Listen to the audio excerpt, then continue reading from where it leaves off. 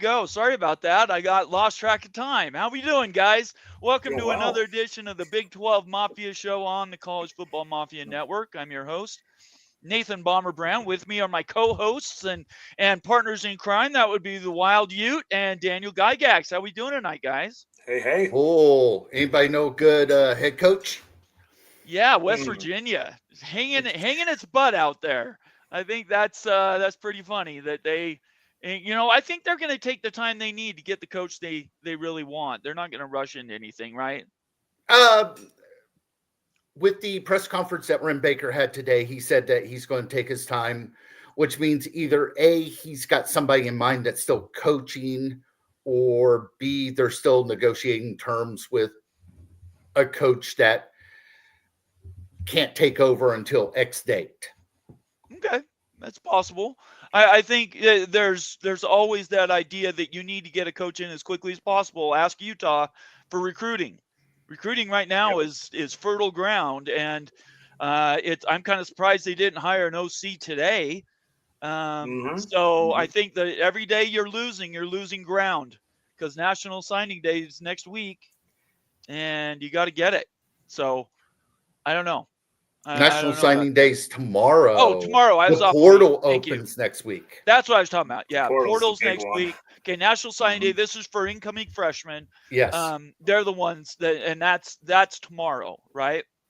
Yes, that's right. All right. Well, I think it's a big date all across college football, and really not something to get into today. But the long and short of it is, if you've lost your coach, you got to make moves, or else you're going to lose advertisers, possible fan followers.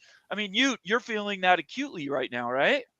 Yeah, I mean, like, it's kind of funny. The season ends, and like the optimism for next season's beginning. This season was such a cluster crap show for like the Utes that it's just I'm so happy this is over and looking forward to next year rebuilding the sucker. You got to get an OC. You have to have the defense coordinator. You need the head coach, especially before the transfer portal opens. So West Virginia's got to get on it. Utah needs an OC. Texas Tech's going to need some coordinators. There's crazy stuff going on in college football and Big 12 land with all the changes. Like, we got word today that No Fafita might be transferring. There's debates on that right now. Jason Shear's pushing back on that, saying that's non-confirmed. So there's just wild stuff, like huge movements going on in this conference. And, of course, the championship game is going to be Saturday. Yeah, Jason Shear said he talked to his dad, and his dad said, no, he's not transferring. And then somebody else came out like 30 seconds later. It's like, yeah, he is. So I don't know. We don't know yet. We don't have to guess, because there's a notification put out by the school when a player asks for the release. They don't have to turn it in and leave. But once they've notified the school, they are definitely transferring out. Now that doesn't mean the school couldn't go back into free agency and bring the same player back, but they leave and they actually come back, versus an announcement that says, like what you guys are talking about, they announce that he's leaving, but no official notifications put out. Exactly. All right. Very good. I think, we're going to talk about the college football playoff latest rankings. Big 12 gets screwed again. And for that matter, the ACC and the Big 12 are on the same footing in that regard. Miami dropped out. Oh my gosh. And so we'll dive into that a little bit. But before we get started, I want to encourage everybody to follow us all on Twitter. Make sure you subscribe on YouTube. Turn on your notifications on YouTube and on Twitter, so you know when we do our latest notes. We'll put out news. Obviously, we do our show notifications, and then all the conversations we talk about online. That's what we basically center that around. So make sure you're following us each on Twitter and on YouTube, and then make sure you consider becoming a member of the College Football Mafia Network family, and hit that $sign down in the bottom right-hand corner next to the comment tab, and hit that button and become a new member. The off season's where we make hay, people. If you've been through us just this season and you haven't seen what our off seasons are like, that's where we really hit the ground for what we do. We have so much content that is going to be coming out on top of the content we put out last summer and off season that, now's a good time to become a member. We encourage everybody to do that. And last but not least, the show itself, we need as many subscribers as we can. We're trying to build that subscriber base, trying to get to 5,000 subscribers, and it's slow but sure. So if you're new to the channel, make sure you hit that button and subscribe. It really helps us out, and we appreciate all the work you do for us. All right. We even talked about last weekend. It was chalk. Everybody, all the favorites won. There wasn't any surprises in the games that ended up. The teams that are 6-6 ended up, or 6-5 ended up 6-6. The teams that were really bad lost, and then the teams that were supposed to win did. And there wasn't a lot of mystification in the final rankings. So the championship, and I might as well put this out there. I'll share it with everybody. The championship game, and if you're one of our followers, I'm sure you already know this, but it's Arizona and Iowa State. I don't know, is Arizona State home? Sorry, Arizona State. Is Arizona State the home team? You guys know? This game's a neutral field game, right? Right, so but I one don't of know the who's going to teams, be for uniforms. I'm not sure. Okay. That was the question, is which one gets to wear the home uniform. And who called it last week? Was that you guys? Yeah, that was me. Called what? Arizona State, Iowa State. And, did anybody disagree with you? No. Okay. I was going to say, I don't remember that being a debate. I think nobody expected Arizona to give Arizona State a run. Nobody in the world. And Iowa State, K-State was maybe not as close as I thought it was going to be. I thought it was going to be like a field goal or less. So 8 points is a lot, in my opinion. But certainly there's no mystification in this pairing. What do you guys think about what broke out this weekend and looking forward to this championship game? Yeah, no surprises this weekend. The favorites won the game. Both these programs have good rushing attacks. They're physical football teams. They're kind of like each other in a lot of ways. It's big time though with Tyson, the wide receiver for ASU. One of their best playmakers being out this game, and for a possible playoff game too. Well, and they don't have a kicker either. They don't have a kicker either. How can you win a playoff game or even a championship game without a kicker and without your number one receiver? That's really challenging and everything, and that's what they're going to be facing. Iowa State is a balanced football team. They're a physical football team. I think that Iowa State has a good chance in this matchup. Arizona State's very unpredictable, though. I mean, they're real hot, kind of hot, cold. They are probably the hottest team going into the postseason. Yes. It's true. Yeah. But the question is, the big question looming is okay, given the current CFP rankings, we're looking at if Boise State wins, then we're looking at the 11 or 12 seed in the Big 12. So either Arizona State or Iowa State will end up as 11, 12 seed in the college football playoff, meaning they're going to be traveling to the 5 or 6 seed on the road in late December. Yeah, we'll show you the bracket here in just a second. Really quick before I do that, Daniel, do you want to add anything to that comment from you? Scattaboo is really good. Rocco Bet is basically a game manager, and both teams are real. It's going to be a coin flip game on it. I don't see anybody pulling away on this. Oh, I think Iowa State wins by 10 points. Really? Yeah, I do. I think it'd be close. I think with Tyson being out, he takes 1,200 yards receiving or 1,100 yards receiving. Meanwhile, the rest of the team has 600 something. And the other part of that is they don't have a kicker. They have no special teams. They're doinking 21-yard point after touchdowns and field goals. So I don't know how anybody can pick Arizona State with those huge holes in their program going into this game. A lot of question marks for Arizona State. Iowa State, they are the more balanced team. And if you're looking at who could possibly win a playoff game, going on the road in cold weather environment, that's going to be your choice out of the two. State. I think the defense is also better for Iowa State by far. I think Arizona State's top half of the conference, but they're nowhere near where BYU and Utah were. They have gotten a lot of turnovers this year. They've done well in the turnover margin, but I don't know. I I think this could be a blowout. Now, let's talk about this bracket. Let me bring this up so we're all talking about the same thing. First of all, here's the latest top 25. We're not going to dwell on this except to say once we get discussions of the winners of these championships games, we'll talk about next steps. But this is the bracket that we need to discuss. So right now, and I'll lay it out for you, and then I want to hear you guys' opinions about it. The Boise State game, right now they're in the driver's seat easy for that 4 seed. Yeah. Evidently, the College Football Playoff Committee, doesn't matter what your strength of schedule is, they care more about those wins, bottom line. If you have 2 losses, you've been very, very much devalued regardless of who you're playing against. So if Boise State wins a close one against UNLV and one of these teams in the Big 12 championship game win going out, which do you think gets that 4 seed? Because in my opinion, under those circumstances, I really believe the Big 12 still has a chance to pass Boise State. Daniel first, and then you. What do you think about that, Daniel? I think if Boise State trips against UNLV, they'll be at the 12 seed. Easy money. I think a lot of it is that they're going to do everything they can to get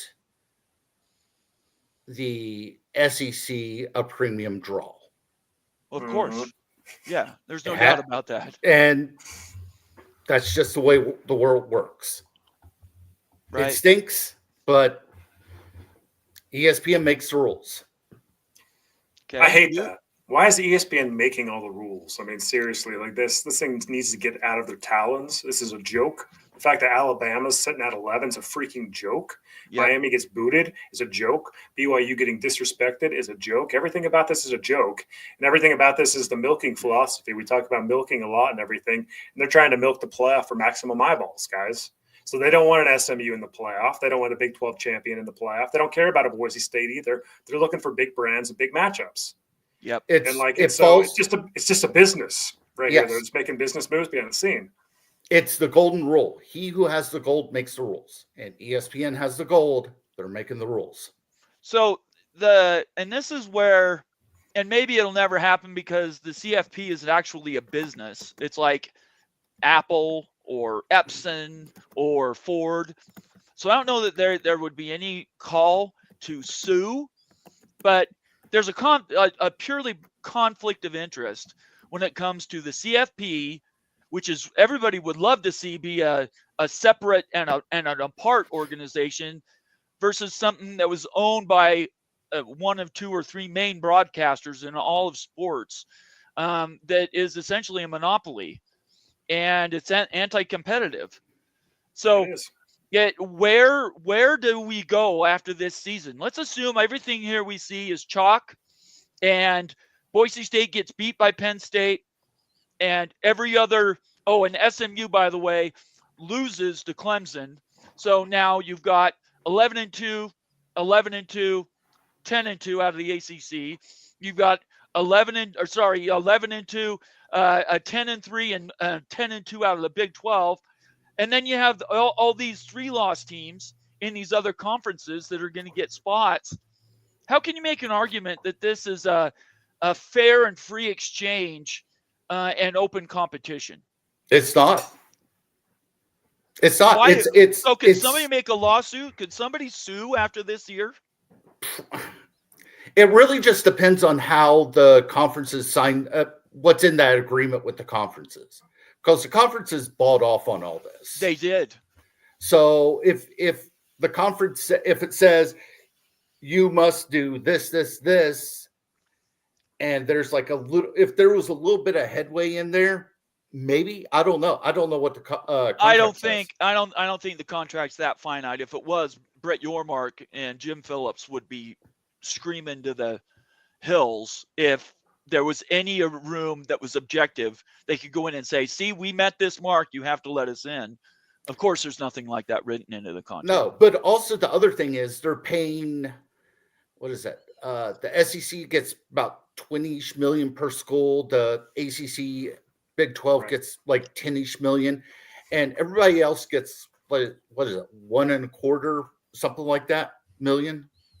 Yeah. So they probably have it tied into that, saying that if you sue, we will not pay you until the lawsuit's done. And a lot of these conferences are reliant on that extra $10 million, $20 million. If you're They a don't G5, care. yeah. They don't. No, they don't. ESPN could care less about SMU No. or anybody in the G5, G6. They care about profit. And they know one thing generates profit, and that's putting Alabama in the playoff, because Alabama gets huge eyeballs. They're going to get a ton of ad revenue and stuff off that. So if you kick out SMU if they lose that game and put in Alabama, that's probably a swing factor of like $25 million for them, guys. Like if you're like looking at actually Well, Notre Dame revenue generation off a game. Yeah, you could put Notre Dame in the same category. Notre Dame, yeah, I mean Notre Dame is just going to be a cash cow, so they're going to try to get as many cash cows as possible. They're going to get the benefit of the doubt through the talking heads, the narrative, and everything else, because ESPN's controlling the strings on this thing. Over under 20 million for Notre Dame, Alabama. It's just going to be insane numbers. Insane. And that's the only reason why it's there. What I hope happens is everybody sees how much money they made out of this first year out of the playoff, that they immediately go in, do a mash session, have a quick meeting, and decide they want to go to 14 or 16 next year. 2026. But even that doesn't opens up again. Well, they can. Bob Thompson told me they can open up whenever they want. Yes. They can go in, and I think there's an auto look in 2026, but they could make a change in between seasons this year. So nothing is stopping them. They're their own corporation, and the major voting members are the Power Four conferences, but there's really only two that matter, because the ACC and the Big 12 are both out, right? So let's look at this in detail, and then we'll get to the shout outs to everybody. We appreciate you being with us.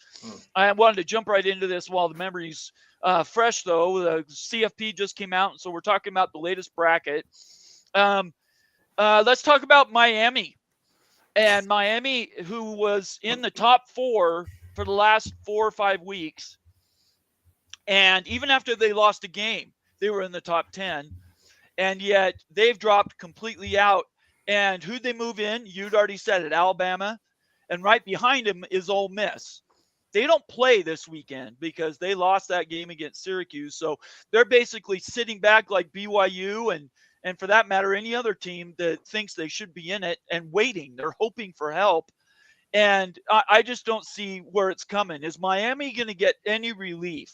Because it looks to me like if once they're out, it will be a self-propagating thing.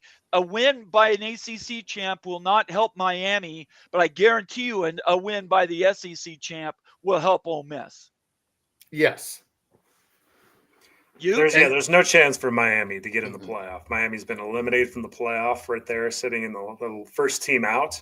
They dropped way too far, given a loss to a good Syracuse football team. It's absolutely gross to even see that and put Alabama in. Alabama's losses to Vanderbilt and a terrible Oklahoma team, guys. That's a freaking joke.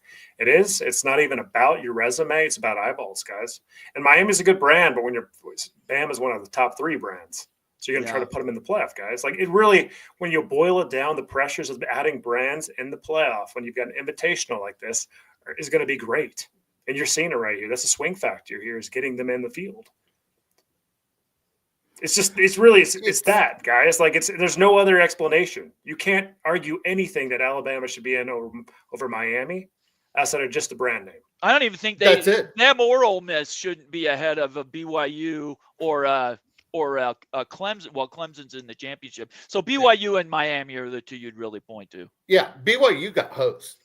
They got really hosed in this. Don't lose 2 games in November, and we're not having this conversation. But that's just it. The tolerance is 0 again. We've gone through all this time, the last 50 years, everybody thought we were getting away from the polls mattering and the eye test crap.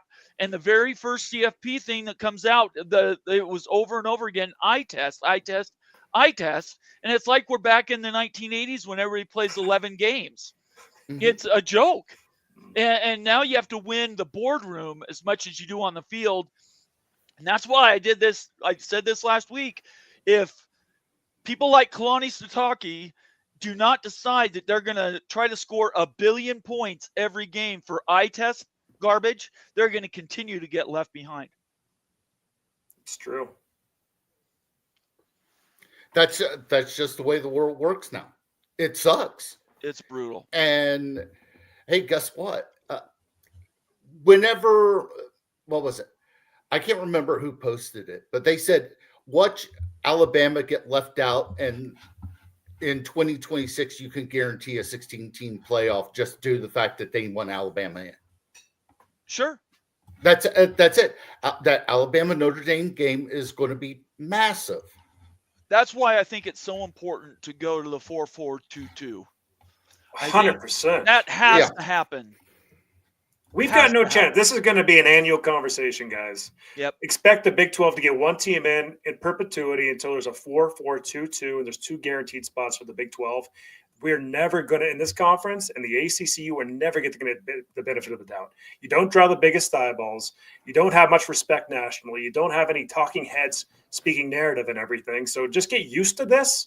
This isn't surprising at all, but you have to advocate for guaranteed spots. You don't have to deal with this garbage and just get the 2 teams in and freaking win the game when you're in the playoff. It's the only thing that's going to change this. We've talked about it all year. Arizona State or Iowa State has to win. For goodness sake, please freaking win a game in the playoff to get some respect for this conference, because if you lose, we're screwed. Worse than we are today. We're screwed, and this narrative will continue on forever. So really, you got to win. It's basically desperation mode at this point. Like, look at this playoff bracket. Boise State sitting at the 4 seed. Arizona State, the Big 12 champ, would have to play a game and then play Boise State, who's waiting for Boise State. It's just like disrespectful. This is nuts. I never thought in a million years that the G6 champion would be ahead of a Big 12 champion. We're here, year 1. Expect it more. I would agree with that. So what does Brett Yormark do in this next 7 days? Advocates for 4-4-2-2 SEC. You've got your 4. The 4 already in there, right? The Big Ten's going to get 4 every year too. We know that they want the biggest brands, and just give them it. And get 2 automatic and get 2 for the ACC. That's the best case scenario. That's what they have to advocate for. I completely agree. So let's look at the bracket really quick from top to bottom. Sorry. So no surprises here. Pretty much you go up through 12, 13. South Carolina got screwed. If you're going to have another SEC team in, it should be South Carolina. They're probably the hottest team on the planet outside of, well, before it was Kansas until they got worked this last weekend. So South Carolina gets screwed. And then Arizona State, you have 3 of the next 4 are Big 12 and ACC teams. And then you go to Missouri, who just can't die. I don't know what it would take for Missouri to drop out of the top 25. Maybe have to, like, I don't know, kill some hookers or something. And then UNLV. Then there's Illinois, Syracuse, Colorado dropped. And then you have Army, who's only lost 1 game, and then Memphis, who lost a really, really bad game this last weekend. At the end of the day, I see no hope in this top 25. I see absolutely no hope or joy for anybody to look forward to anything for this being a positive, where you're trying to find positives. Where does a Big 12 go? Where does an ACC go? Because the loser of the ACC game right now is dropping out. If SMU loses, they're gone. Yeah, they're gone. 100%. Ole Miss is up. Miami may move, but I really think it's going to be Ole Miss and South Carolina. I don't think it'll be a Miami team. I could be wrong, but I don't think that'll happen. The Big 12 and the ACC I don't know. We've been talking about this for almost a year and a half. I don't know what else Brett Yormark can do. I don't know. I'm at a loss, really. I mean, it's gonna the one scenario that's kind of interesting to think about if you want to put the rosy glasses on. Okay, so it looks like now that Arizona State, Iowa State's going to be the 12 seed. Well, let's just play a hypothetical here. Let's say that Boise State loses to UNLV. UNLV gets in the or wins, or even wins by a couple points. It's really close. Something tight, right? So like, hey, there's enough momentum there. Yeah. Then what happens if Clemson actually beats SMU and SMU gets booted, could the Big 12 champion get the 3 seed? Could they get the 3 seed in that scenario? Because Boise wouldn't have the 4 seed. Then who would get the 3 seed? Clemson. Well, wait a Clemson second. Boise losses. Boise State, if they win, could go to the 3 seed. Yes. Right? And then now all of a sudden, now you've got an ASU in the 4 seed or the ACC champion. No, they will give it's Clemson. Wacky, guys. They will give Clemson that 3 seed. Just Clemson has 3 losses. It doesn't matter. It has the name Clemson. Where's Clemson sitting at 17 right now? And Iowa State and ASU are ahead of them. I don't see them jumping one of those two. I don't either. I don't see that. Right now, they're set up to be behind. Clemson draws eyeballs. And the name Clemson, they've won a couple of championships. That's the only reason why I think that they would move up to 3. Because the people that are making these picks, Clemson has 3 losses. Yeah, I know that. So does Alabama. Alabama shouldn't but be a part of this conversation. But guess what? They are. That should be BYU's spot right there. 11. Well, sure, it should. You're right. It should. If Clemson were to jump a Big 12 team, it would be the biggest kick in the nuts for this conference. That would be insane. It's bad enough as is, but that looking at Clemson at 17, I don't getting think that 3 happens. seed. I don't or 4 think seed? That happens. I have a hard time seeing that. I do understand your point, though, Daniel, and I do agree with it to a degree. The brands, they want the big brands and the biggest games for maximum eyeballs, right? If they wanted that, though, they would have put Clemson ahead of ASU. They could have done that this week. They wouldn't have had to. They could have had it done and dusted, and they wouldn't have to have a debate next week. Like, this is pretty much in the can. What we're looking at here, you can see where the teams are going to drop. If SMU loses, Clemson's in, Miami's out. Alabama's in, probably Ole Miss, and maybe South Carolina go up if Boise State loses. I don't think Boise State will lose, but I do think there's a chance that UNLV holds them close. So you got to get your top G5 champion in. They would be 12. So I think UNLV would be the champion of the conference. So if they won, if they won, I was talking about if Boise State barely won, like by just a few points. Gotcha. You could make the argument that their strength of schedule was really down, and here you have a power conference that's also a partner with your company. I would think they'd move them up. That's been my thought all along, but I don't know if Arizona State or Iowa State go out and it's a 17-13 barn burner, they are going to get the 12th seed. I promise you that. If one of the team blows out the other team and looks good doing it, they technically could pass that eye test, and I think they could get that 3 or 4 seed, depending on what happens with the ACC.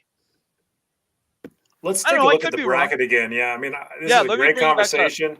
Let's talk about let's talk about that. So if it's indeed the 12th seed, it's not like, the 3 or 4 seed in the best case rosy scenario is the 12th seed. Okay. So you're looking here. Okay.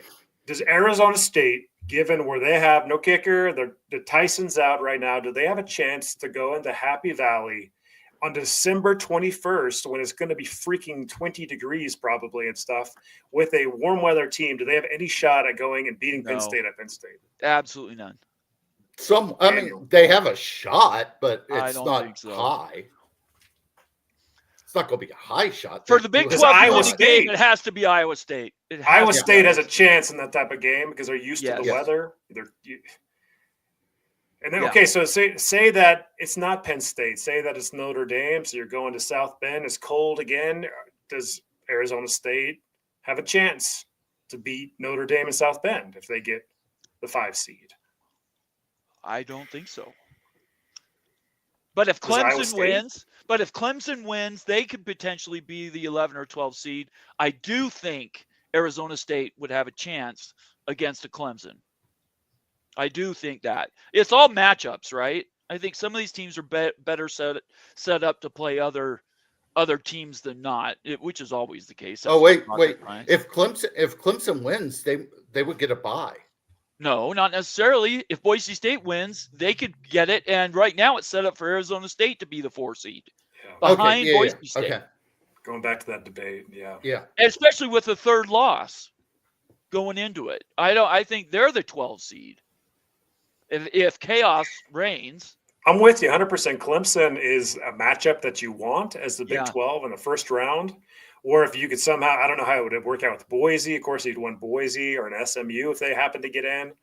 Like, if that doesn't happen, though, and if it's a Big 10 team or if it's an SEC team, say that Texas loses, Georgia takes, one of the top 2 seeds, then you're going to Texas. Can an Arizona State or an Iowa State go to Texas and beat the Longhorns in Austin? Yes. So I kind of agree, because Iowa State especially, because I know them. Yeah. So Georgia goes to the 2 seed if Texas loses. Right now they're set up to be, I guess it wouldn't necessarily have to be the 2 seed, but it probably would be. But they could get the 3 seed, for instance, depending on matchups. But I don't know. What's so crazy about all this is it doesn't have to be this chaotic.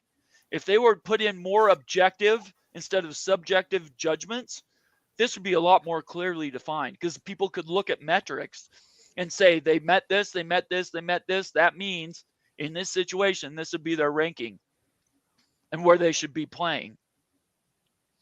They don't have like the NCAA selection committee for the basketball tournament. No, they don't. They need to have something like that, because those guys are conference commissioners. Nobody from CBS. Nobody. They should all be retired. Yeah, I'm tired of this crap being sitting administrators. I don't care what school you're at. You should not be a sitting administrator. At the very least, you should be retired. But for the tournament, it's conference commissioners. I know, and I've never liked that either. I haven't liked that either. Well, you got to think of it this way. You got 68 teams that you got to plug in. You got 32 at-larges. So, I mean, there's a lot easier. It's a lot easier selection. Yes, every once in a while a team gets screwed, but it's not often. The difference is 68 teams currently get in. It's soon to go to 72.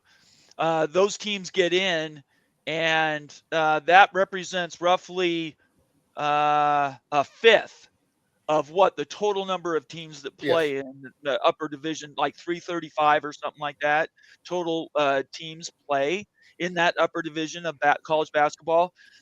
This is 12, which represents 1/10 or 1/11 or 1/12 what the 132 is, right? Just underneath. So it's well over 10% is way underrepresented for the rest of the thing. So you can't really, people use that example all the time because it's the other major college sport that does this. At the end of the day, it's not even close to being representative, though, because it's so small. You guys, I'm looking at this bracket still. The wheels are turning. I think that in all reality, a Texas matchup for either of the Big 12 champions is an advantageous pull. Iowa State knows Texas. They played in Austin before. Texas is a dang good football team, but Iowa State probably give them a run for their money because they're familiar with the program. Arizona State, if they win the game, they cannot go to a cold weather road game, guys. It just won't work. It doesn't work. They struggle in that. I've seen it before at Utah. ASU struggles in cold. They cannot play in a cold weather environment or else it's going to get ugly. At Texas and Austin, it will not be nearly as cold. You've got a shot there with physicality and everything. So I'm thinking Texas is actually a pretty good matchup for both Iowa State and Arizona State at the end of the day. SMU would be an okay one, too. I think either one of those games, depending on who gets that 4 seed, it'd be great to have the bye, but there's nothing we can do about that. So, really quick, let me go back here to the top 25 itself. Was anybody surprised with this final list? In fact, it probably, I have SMU ahead of Tennessee, but other than that, that's pretty much how I have them ranked. What do you guys think about this final in season top 25? Ohio State should be lower, in my opinion. I thought that they would fall to more of a 9 range. So they're inflated. Miami got screwed big time. I mean, that's the one team I'm looking at that's just shocking that they fell to 12 and going to get left out of the playoff. when you lose to Syracuse in a close game, I'm shocked that Miami's going to get left out of the playoff. And then maybe that, like we talked about before, the hottest team, maybe in the top 25, South Carolina, a team that's so good that they could win the whole dang thing. Yep. Is outside looking in, and they're behind Ole Miss. Give me a break. Like, put South Carolina in, they could cause serious havoc. Well, really, go ahead. Everybody that has Alabama ranked high enough into the CFP needs their vote taken away. I would love to see that. I'm just being honest. So let's look at this, and you tell me what has to happen this weekend for South Carolina to get in. Because it's too far, isn't it? It's too far. They're out. It's too far. I cannot conjure up a way. I did this exercise earlier today, and it was cursory. I admit that, but I could not find one that fit. South Carolina, like Georgia last year, South Carolina is the team that could win the whole thing that's not even going to qualify. What happens if Georgia loses? So Georgia's at 7 with 2 losses. They lose to Texas. When are they going to be seeded if they lose to Texas? Let's see. Georgia and Texas. So they're both going to be in. They'll probably flop. So say that Georgia lost to Texas. Georgia's sitting there at the 7 seed. Do they just move down like 1 or 2 notches from a 7 seed? I think no. If Georgia loses, I think they drop out and they move up Ole Miss. No, they'll keep Georgia in. They will keep Georgia in. 10-3, Georgia. Yes, because there's too many eyeballs that watch Georgia football. Let's see who. So Ole Miss already has 3 losses, right? Correct. Yeah. Okay. Yeah, you're right. I was thinking, and South Carolina has 3 losses. So, yeah, you're right. They won't kick Georgia out. You're right. Yeah, not going to be much movement. Maybe swapping positions. The one real thing that could blow the whole thing up would be Boise State. Then you have that conversation: who gets the 4 seed and who drops out and is put back in. We could talk about the G5 spot right now. If Boise State loses, in my estimation, they're probably still the best G5. Do they drop out of the bracket entirely? Well, it depends. If they get just absolutely housed by UNLV, and let's say Army's only got 1 loss, let's say Army. They're too far away, though. They're way down at 25, 24. But it could happen. I mean, it's maybe. It is possible. How about Tulane, who lost this last weekend? Yeah, I think Tulane's out. I think that the spot's going to Boise State or UNLV, whoever wins the game. I would agree with that. I think you're right. Yeah, I think you're both right. Whoever wins that game is in. I do not believe, certainly UNLV is not going to get the 4 seed regardless. No. So it would be the ACC. Sorry, it'd be the Big 12 would get that slot then. What is the Big 12 rooting guide, guys? Like, let's be honest. Like, if we're Big 12 supporters in here, we want Boise to lose because we notch up and get a first-round bye and Big 12 champion, and also we want Clemson to win so we can get to the 3rd seed somehow. That's a very real possibility if SMU loses and Boise loses. And the Big 12 champ could sneak into the 3 seed, which makes for an advantageous second-round matchup. Maybe no. Kerry Go Knowles, $5 super chat. Good to see you, Kerry. It's been a minute.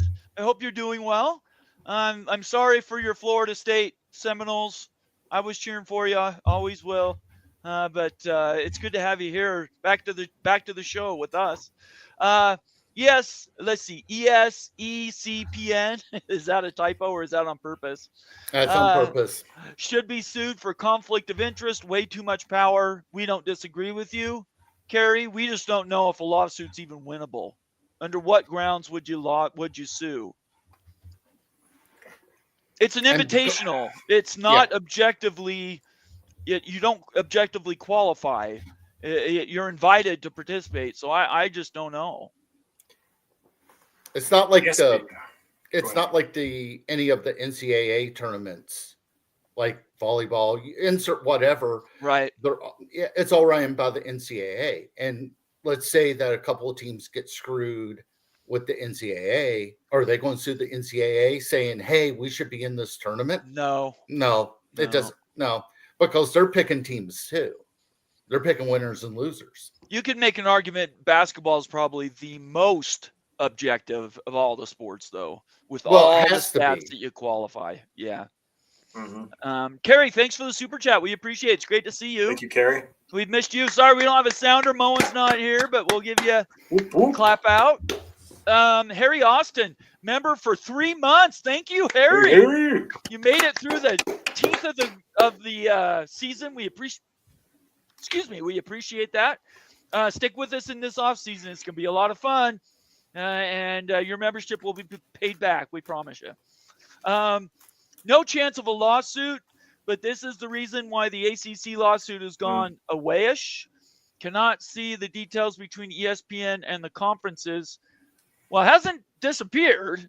Let's be truthful. It's still out there. But is there a higher chance it gets settled before February 1st, 2025? Maybe. It better be, or the ACC is absolutely screwed.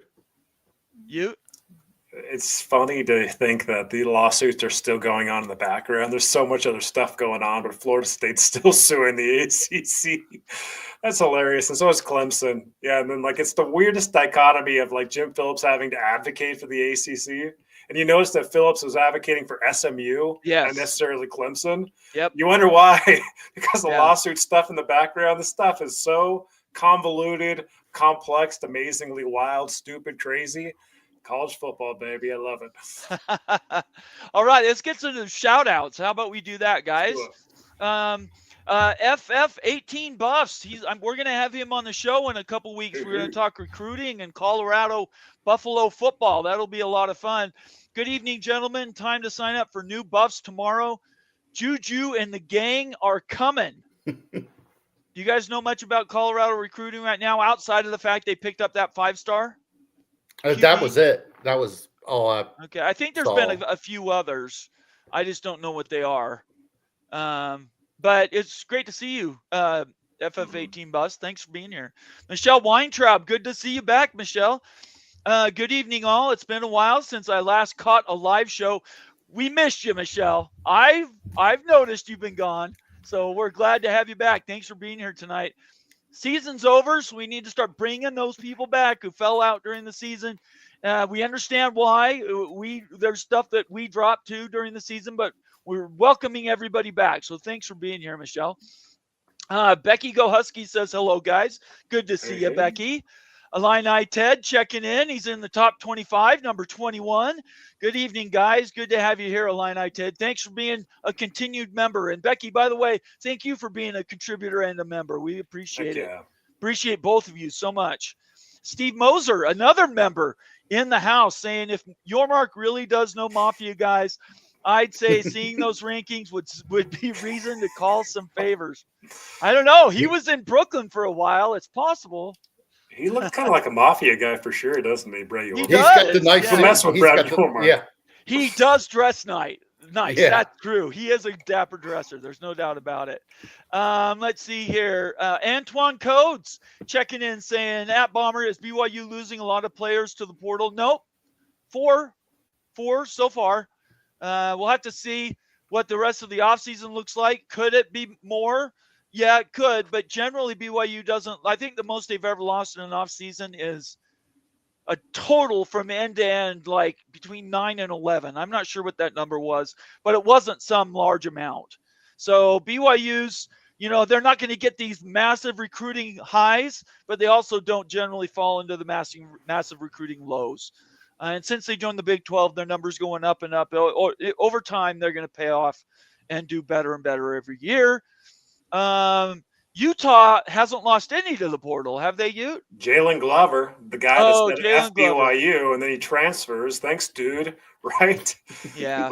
Seriously, so that's the only guy that I'm aware of. And really, when you're recruiting high 3-stars, maybe low 4-star kids anyway, or the Big 12 recruits, and you don't outperform that, where are you going to go if you've got a good spot and everything? It's not like you're going to move up and get more money at Ohio State if you haven't outperformed your expectation. Right. If you down G6. Right. And there's no money there. So I imagine that the roster retention is going to be pretty good in a lot of places in the Big 12 for that reason. How about West Virginia? Daniel? Well, we don't know yet.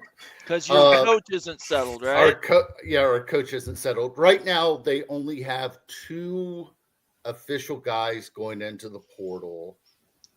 One of them's a backup tight end, and one of them is a linebacker that hasn't seen the field all that much. But yeah, lost the coach. National Signing Day's tomorrow. I don't know. Did you lose a coach or did you fire a coach? Because there's quite a bit of difference. It's a fired coach. I think that perception difference will make a difference, because then West Virginia can say, see, we're trying to improve our team by getting rid of somebody that was holding us back. So true, but guess who recruited all those players? I know. The guy that's collecting the severance check. So yeah. I probably say that it really depends on who they bring in, but it might be a total roster turnover. Wow, really? Okay. All right. Is Garrett Green, is he a senior? Garrett Green? Garrett Green's a senior. Yeah, he's gone. Yeah. No, Nico Marchiol's got 2 years left. Bob Swanger checking in, another member of the Mafia family. Good to have you here. Good evening, guys. Thanks, Bob, for being here. We've missed you. It's good to see you. I know when you check in throughout these past weeks, we've enjoyed getting your comments in here. So thanks for being here and part of the family. We appreciate it. Becky says SMU is out if they lose. Okay, I would agree. Unfortunately, I think that's going to happen. Yep. Also says Bama Invitational. That would be the college football playoff. Harry Austin. Cannot wait to see Bama get in when Clemson beats SMU and SMU drops. Yeah, okay. It seems likely. It seems like Clemson's going to win that game too. It just feels like it, guys. I don't know. SMU is really good. I think I would pick SMU to win, or I'm going to pick SMU to win. So then how do you screw over BYU? Because they have one loss. If BYU had one loss, they'd be in. Yeah, you can't have that second loss. Yeah, but who did SMU lose to? BYU, but that's it. They haven't lost to anybody else though. They only have one loss. True. This is what the CFP is telling us. If you're the Big 12 or the ACC, you lose more than one game, you're on the edges. Yep. That's what they're telling us. And honestly, it's all the Big 12's fault. BYU should have finished. Iowa State shouldn't have had that blip during the middle of the season. The Big 12 only has itself to blame. Not saying that's fair. No, but that's where it is.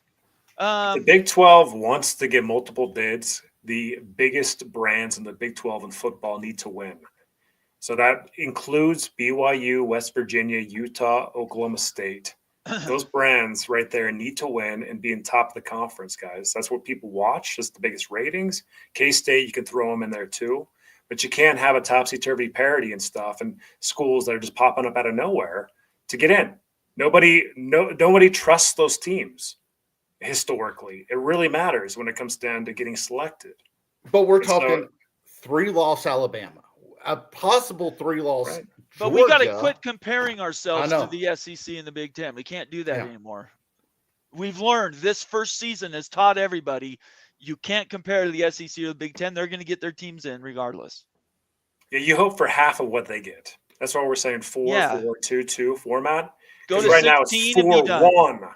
It's 4-1 right now. Yep. It sucks. Yep. Shonsky checking in, another valuable member of the Mafia family. Good to see you. Hi, everyone. Can't wait to hear the show. I hope we're doing a good job, Shonsky. We're certainly trying. Let's see here. Sean Benitez checking in for ASU. ASU hasn't had a kicker all year. Like they somehow will overcome. Go Devils. Okay.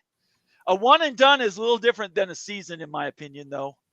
I think Iowa State's gonna have everything just to play one game, and I don't know. We'll see. Arizona State could prove me wrong. Absolutely.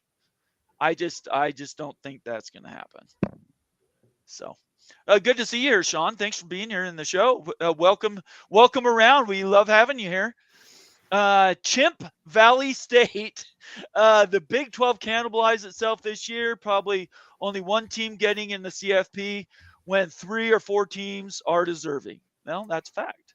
Well, it's a fact, and I agree with that from some extent. But guess the SEC cannibalized itself too. Yep. But nobody's talking about that. Bama's Nope. 3 losses, and they're going to get in the playoff. So Nobody it's not cares. necessarily about losing to conference mates. It's about the perception about what that loss means and how that loss is a lot worse for the Big 12 than the SEC, because the SEC is a lot better than the Big 12. So it's a perception issue. It's not the cannibalization that's going to happen in good conference. It's the perception of it. Very good. I don't want to add anything to that. Antonio Baker said, "Hey guys," and then says, "Well, look to the ACC as a crappy commissioner who don't give a damn, so he's not fighting for the conference." Yeah, we know Jim Phillips. None of us are fans of him. He's done a horrible job. But honestly, if you're in his position, where do you go? You want to promote your conference, but you got 2 guys suing you. You don't want to promote them. It's a very delicate balance. Yeah. And so he's promoting SMU and not Clemson. Yes. Of course. Or Absolutely. Miami. Like, where is he? What? Wait a second. What about Miami? Yeah, I would lose my Miami's mind not if I'm Florida the ACC State. commissioner trying to support Miami. Like, Miami's one of your biggest brands. What are they doing over there? I don't know. At least Nothing. Brady Ormark is at least trying. I'm not sure how effective it's been, but he's at least trying. He's politicking. Going forward, both these conference commissioners better get off their butts, because next year it's going to be even worse, in my opinion. They're setting this paradigm this year for the future until something changes. I don't see we'll just have to see when we get there. He also says, "I don't know about the other commissioners from the other conferences, not named Big Ten or SEC." Yeah. Timothy Green. Good to see you here, Timothy. West Virginia in the house. I got one for you guys. Do you think it's possible West Virginia could end up with Ohio State's coach, where he lost to Michigan again? I know they're extremely pissed off about the whole thing. Moen would love to say yes.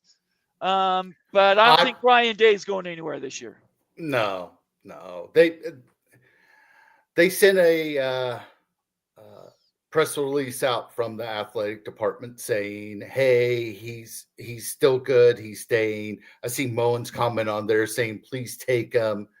WVU would take him in a heartbeat, but I don't think he's leaving.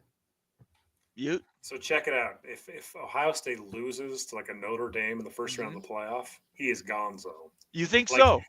Oh gosh, Okay. yeah. Like, they want him gone anyway. The fan base does. I know the fan base wants him gone. All the fan base wants him gone. They can't Yeah. stand it anymore. There's only so much pressure cooker you can take. If you go on a playoff run, no problem. He's back and everything. If he wins a playoff game, he's back. But if he loses, especially it's like a Notre Dame, oh man, he's out. I think he's out. I think they fire him pretty quick. So let's look at the bracket really quick. Let me get this comment off here so we can see the bracket. Didn't Ryan Day resign last year? I don't know. They'll pay whatever to get him out if they want him I out. don't know.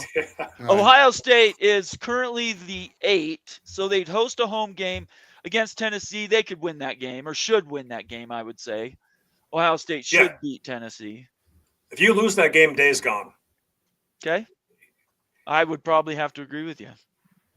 Yeah. Okay. Right now he still has his job today. So yes. Keep chopping, representing the Big Ten in the house. I don't want Alabama in, but Miami is a joke of a resume. Hard to disagree with that. Well, if we're doing resume, you don't want to compare resumes, because if you're going to do resumes, BYU is a top 10 resume. So yes. I don't know what else you could do. You can only play who's in front of you and win as many games as you can. So let's look at Indiana. Indiana had last year's national championship. The team that was playing for that national championship, they had if you looked at the beginning of the year, you would say, wow, that's an impossible schedule. Then at the end of the year, whenever everybody played, you're like, wow, all these teams failed expectations. Yeah. Bad. Yeah. Yeah, it's true. The one good game they had on their, Michigan just beat Ohio State. So we got to be careful about the Michigan win. Now looks a lot better, right? Going into that game, definitely Indiana didn't have anything to crow about. I think that win over Michigan now looks a lot better than it did 4 weeks ago. Scott, FSU 2. Good to have you here, Scott. It's all about ESPN and what they want. Yes. Yep, it is. The invitational part of it just rankles. How do you stop that? And like on the wild card weekend, 2 games are going to get sub-licensed to TNT from ESPN. Right. Like that's so ESPN's got all the coverage other than 2 TNT games for this whole season. And the Big 12 is going to get stuck on TNT.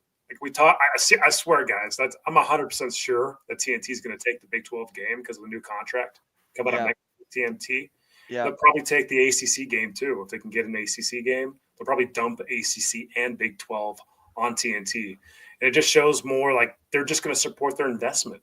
They have the SEC investment. They want to show SEC. They don't want anybody else in. Fox needs to get in the pot here so we can split this thing up for the college football playoff. ESPN has a monopoly, and it's an issue, especially when you see a team like Bama get in. Like that is very glaring. It's clear. How many bowl games are shown exclusively on ESPN or Disney? Like 95% of them. Yes. Sun Bowl is CBS, and I can't remember. There's one more that still is a part of like a legacy bowl that still isn't in it. Is it the Cotton Bowl that's outside the 4? What's the bowl game that used to be in the 5 that got left out? Which was that?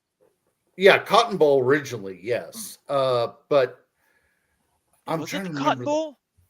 Let's see. It's the Orange Bowl. Yeah, it was the Cotton Bowl. Yes. It was the 5th bowl. Yeah. That may have dropped out.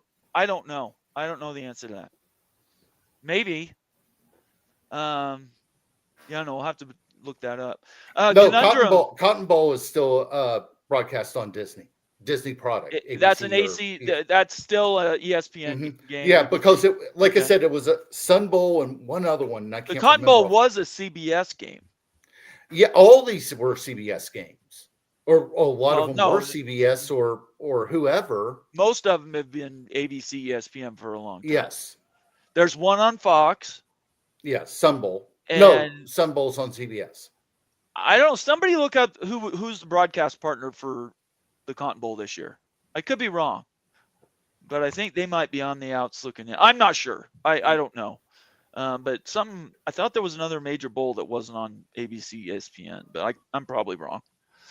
Conundrum saying, sorry you were born on the other side of the tracks.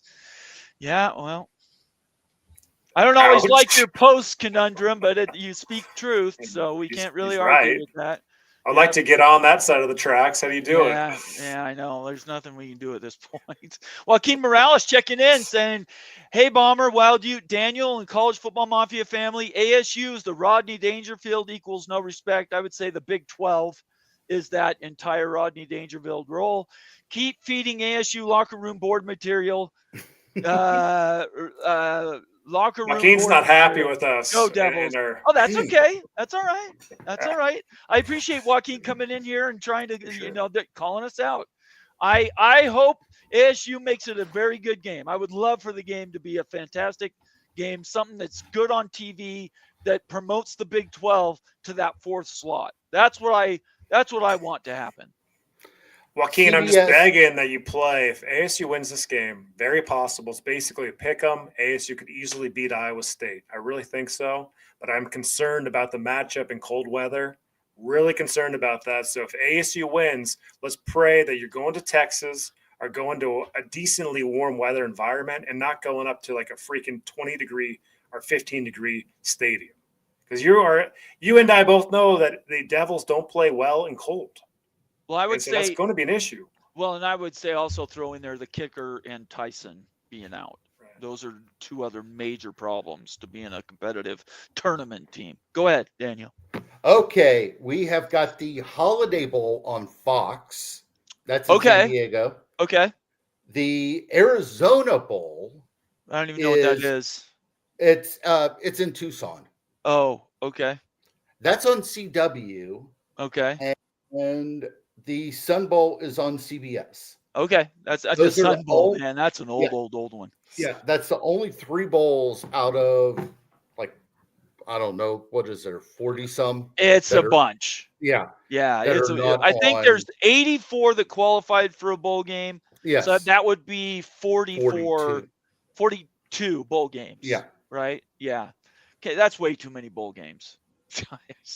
That's just way too many. Steve Moser, 15, 16, and 18 committee needs to screw all the way off, in my opinion. Well, we're with you. To Town Hawk checking in. Kansas, what happened last week to Town Hawk? Somebody needs to tell me. I thought Kansas would show out better last week. 3-3-2-2-2 will never happen. No way the Big Ten and the SEC are going to give up what are currently right now gimme picks at 4 apiece. 5 in one of the cases every year. So, but yeah, we would love 3-2-2-2 as well. This is on the mind to Town Hawk, so check this out. So I've been getting real nerdy for this offseason, right? There's going to be a lot of videos on analytics like we do in the offseason, realignment and everything. We're taking a deep dive into basketball viewership because no one's ever dug into that before. But I've actually broken out a couple weeks of this year's basketball viewership. Guys, guess what KU's viewership share of the Big 12 basketball is as far as like total viewership? Quarter, 25%. Oh, no, I would say 40%. 55%. Yeah. Through the first 3 weeks of the season. Yeah. KU is everything in basketball. That's through 3 weeks of the season. We'll compile that through like week 15, 16, 17. But KU is a dominant force. It's a self-fulfilling prophecy, though, because they're the ones that's getting all the major broadcasting windows, and they're not playing on ESPN Plus. Right. Now, BYU's been in a couple tournaments. They've been on Fox, and they've done pretty well so far in the preseason. But honestly, Kansas gets 95% of those window games on ESPN Main and then playing on CBS or Fox. Kansas is getting most of those games. So Alabama it's easy to say. State. Yeah, you're not going to ever put Mississippi State in front of Alabama when you could have a chance to put them on major TV. I'm not saying it's wrong. Don't misunderstand. I'm not saying it's wrong. I'm just saying that's like, what it is. The Big 12 in basketball is like the biggest succubus off Kansas.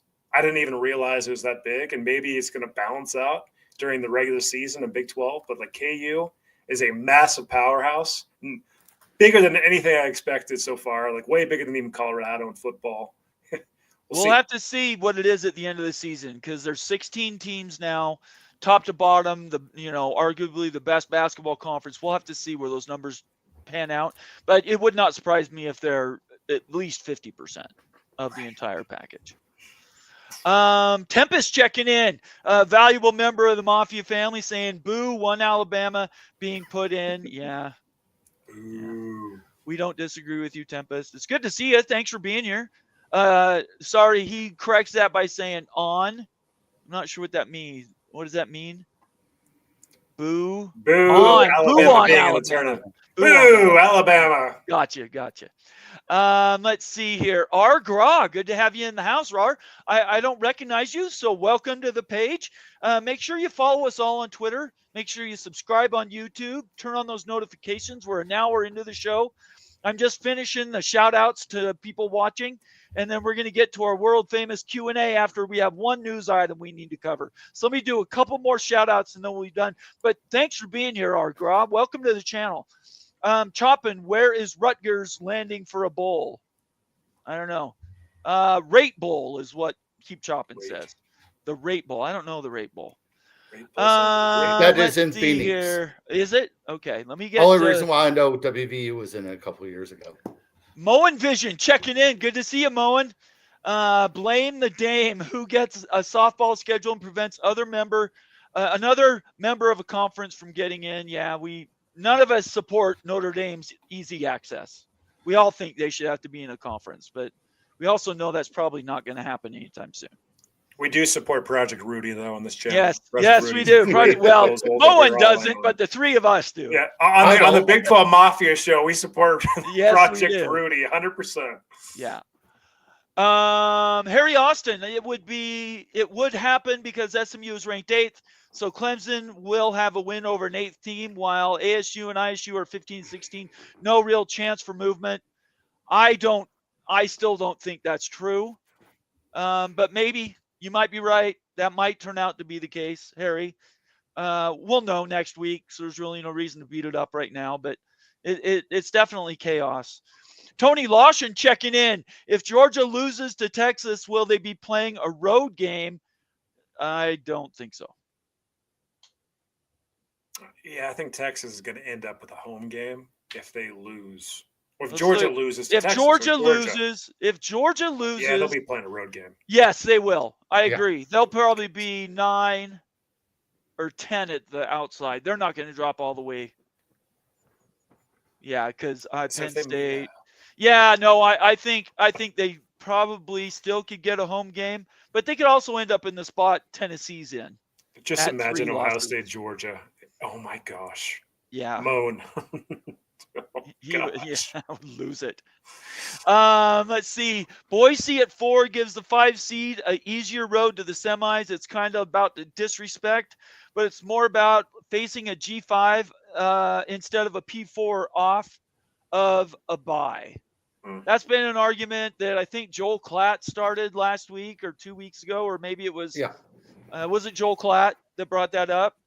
I'm not sure. I might be having the wrong contributor that said that, but this argument about reseeding after the first rounds instead of fixed seeding like you do for a basketball tournament, you reseed after the first round, and the lowest team goes to the lowest seed, or I guess it would be the highest seed, the 1 or the 2. Anyway, that idea, maybe it's not going to happen next year, but that could happen in the next term. And we're going to stop shout outs right there. So let's get to the last news item I have. Thank you, Lorenzo. It's great to have you here. Make sure you subscribe and follow us on Twitter.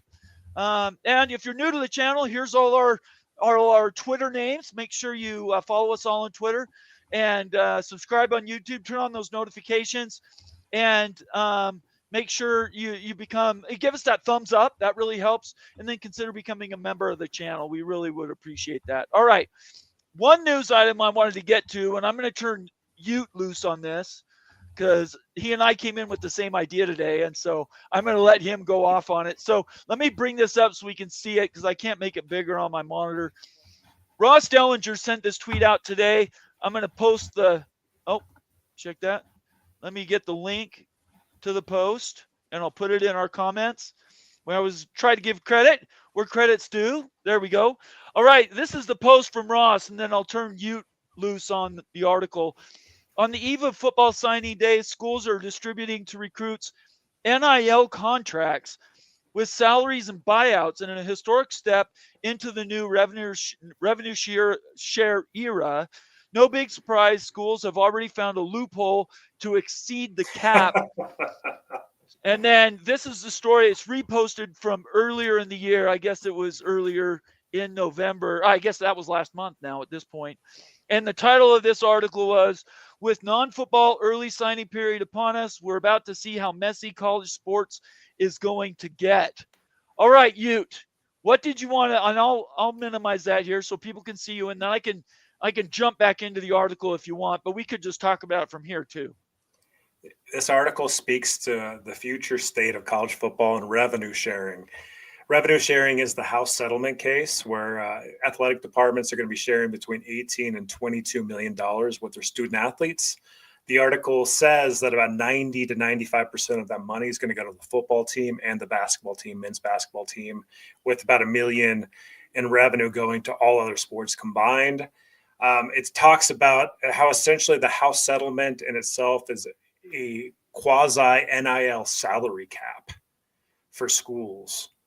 And while NIL contracts will still exist outside of this revenue share, those contracts are actually going to have to be vet through an accounting firm named Deloitte. And Deloitte is one of the big 3-4 accounting firms, like accounting firms in the world. Deloitte's very respectable and everything. They do a lot of different contract modeling, auditing, and everything else. But apparently, Deloitte's created some type of model or algorithm to determine a athlete's NIL worth based on their own black box modeling at Deloitte. And Deloitte's going to be the middleman between outside NIL deals, outside of the revenue sharing, outside of what the school is going to be paying the players directly. But from like a collective NIL boosters and stuff, Deloitte's going to be able to negotiate and tell the school and the athlete exactly how much they should be earning in NIL funds and make sure that it's not more than that dollar amount, so that the collectives aren't really boosting the funding for a player like they're doing today. So Deloitte's basically the difference between what's going on today and that version. Deloitte's stepping in as a middleman between NIL contracts that are outside of the school. Deloitte's model is going to determine the worth of a player. And if a collective signs a player that's way more than what the model says, then there could be penalties that are assigned out for a school and a player, where there could be suspensions possibly. That's exactly what's mentioned in this article. It's absolutely bananas, really. And there's questions about the legality of that. Is that even possible? Is it legal? There's questions all over the place. How is it going to be monitored? I mean, Deloitte, it's a lot of contracts to run through for all the D1 and everything. So there's just a lot of questions at this point in time. But it's crazy that you get an accounting firm to try to step in to provide some type of governance, I guess, if you want to call it that, for NIL contracts outside of the revenue sharing component. It's a lot. Guys have questions about that? Oh, Daniel? They were already talking about how workarounds will work. It's going to go back to the days of the bagmen. They're going to get payments under the table. The schools that used to cheat will still cheat. It's just that you've got your 22 million and then you've got your payroll. And yeah, they're going to come up with ways to work around it. We all know it. So a couple things. One, we've seen something like this, as Ross said in his tweet. We've seen this coming. We've talked about this on our show. We talked about it through the offseason. Once the House settlement was announced, this idea of a salary cap at $20.5 million is supposed to cover all of your sports plus football. Flip it around, and everybody knows 99% of that, 95% of that money is going to football, and maybe probably 90% goes to football, 5% goes to basketball, and the other 5% will be spread across all the other sports. Not a surprise at all. Another article that came out today, and I couldn't find the reference when I was preparing for the show. I don't know if I didn't bookmark it, but this idea, they're coming out with employee contracts now for third-party NIL contributions, not through the school, but contracts that are basically committing players to performance at these universities. So if you sign a player, you're basically getting them on a 1-year contract in essence, and that's what you're going to get them. Now, these players could sign multi-year NIL deals if you want, but they're not going to pay you all at once. You're going to get paid out year to year, and you have to. You could have performance bases put to that. In other words, you sign the NIL deal. If you're healthy, you have to play in a bowl game. Commitments like that. Now, the problem with that is in a lot of states, those are illegal. Not every state has that employment contract ability for what are essentially, students at a university. Not to say they can't be, but some states will have to pass laws that make those contracts valid, and some states simply won't do them. For instance, I could see California not allowing a player to get committed to any contract to be at a school in California. I'm not saying that's going to happen, but I'm saying it could happen in some of the Washington and Oregon, New Jersey, New York, states that are very liberal. You might not have those abilities. Whereas in conservative states, I think they could open that up so that they allow a school to sign a year after year after year deal with a player to be on their team. These are changing. Absolutely changing college football as we see it right now. And as Ross mentions, there needs to be organization put around this. And right now, through this Congress, that's not going to happen. So the only thing they could look for is the next Congress, and who knows what those rules will be when they come out. Here's the thing. When also you're talking about state universities, like private BYU would be like that's right. like a BYU, an SMU, TCU, Right. whatever. Right.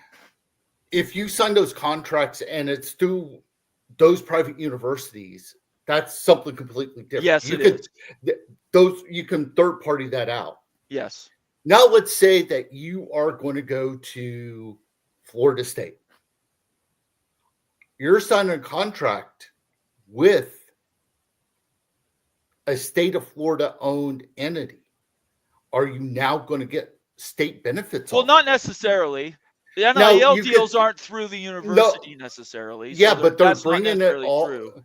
But they're bringing house. No, yeah, they're bringing. Not everybody's doing that. Is my point. Not every state has said they're going to do that. Well, the house settlement, all that's going to be in house. All that's it is, going to be ran through. But there's two different. We're talking about two different things. One's revenue sharing, which is what Ute said. One is administered by the school. Yes. The others are NIL deals parties that aren't administered through the school. Both run right now parallel. Yeah. But some of these, like West Virginia, they're combining their athletic fund that's ran by the university with the NIL fund. That's going to happen December 10th. Okay. So guess what? How is that going to work? Who is going to minister what out of that fund? What I'm saying is, if you're a state entity and you want to control and restrict who goes to your schools, you'll start something like that. Yes. Because if you do that, then you will kill your recruiting to your state school. They're not going to be able to compete against other states that, one, don't have the rule, or you wouldn't be able to compete against private parties. No, there's no dragging. There isn't anything that immediately pulls in the NIL's third party into a university. They have to take that on their own. Yes. Yeah, that's all I'm saying. So you could recruit. Let's use Utah. Utah is when it comes to the state universities, the state entity has given these universities a lot of leeway. I could see Utah be able to pay more money to a player than somebody like you're talking about West Virginia, because one has a third party NIL system, the other one's administered by the school, and you have to worry about some sort of this arbitrary number of limited amounts of payouts. Any school or state that does that, they're going to be negatively recruited against consistently. Utah would be able to outbid people. My understanding is that the rev share is done through the athletic department. It is. That's the 20.5. That's right. Right. The 20.5. Then any NIL deals outside of the athletic department would be third party. That's right. Yeah. So those the two funding sources are third party and through the athletic department. I'm talking about the rev share.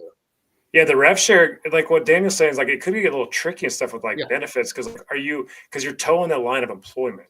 Like, are you an employee of the athletic department? Like, they're dancing. Essentially, what this is a dance around employment, trying not to make them employers, because they don't want to be liable for issues. They don't want to get medical benefits. I don't know, all the benefits that come with being a university employee. They don't want to do it.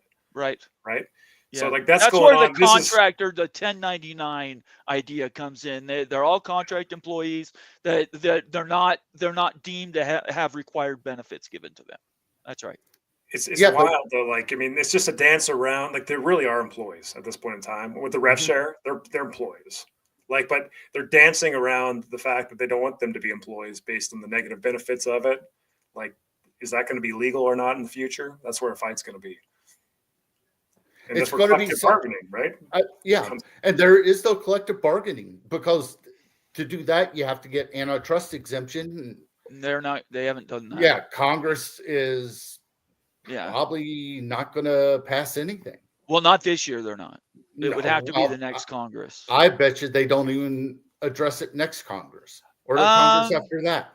I don't know. Somebody right before the election, somebody put out a thing saying, and I know I bookmarked it. I didn't look for it for this show, but in the off season, we're going to cover it back again. Yeah. Somebody put out a thing saying, if it's a Democratic Congress, anticipate the players having more rights.